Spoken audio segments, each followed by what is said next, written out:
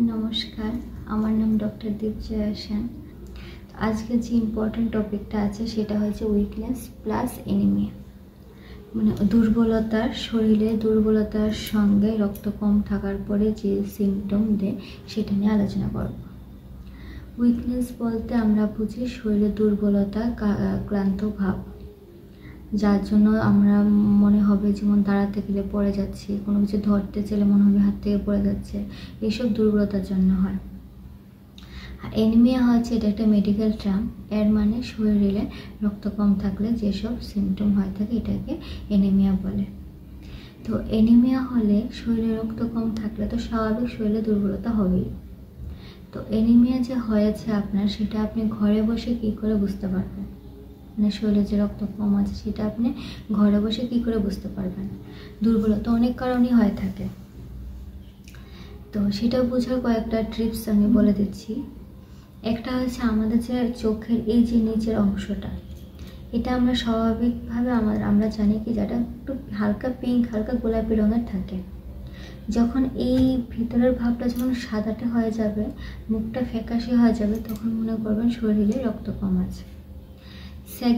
দ্বিতীয়টা হয়েছে আমাদের জিভের যে আগাটা আছে, টিপ অফ দ্য টাং যেটা বলি, এই জায়গাটা, এটা যদি পিঙ্ক থাকে তাহলে মনে করবেন শরীরে রক্ত ঠিকঠাক আছে। আর যদি এটা ফ্যাকাশে ভাব থাকে তাহলে মনে করবেন শরীরে রক্ত কম আছে।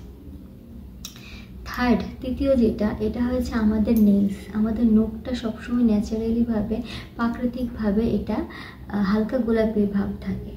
যখন আমরা নখটাতে এভাবে চাপ দিয়ে ছেড়ে দিচ্ছি, যদি সঙ্গে সঙ্গে হালকা গোলাপি ভাবটা চলে আসে তাহলে মনে করবেন শরীরে রক্তের পরিমাণ ঠিকঠাক আছে।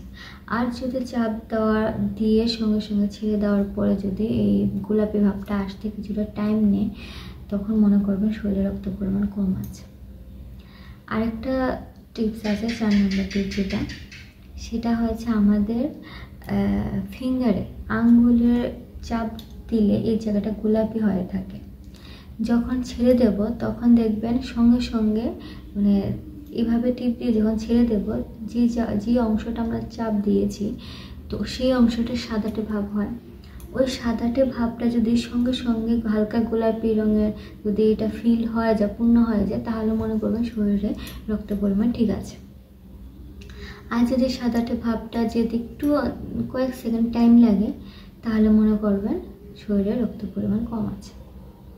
এ হলো এনিমিয়া ঘরে বসে বোঝার কয়েকটা টিপস।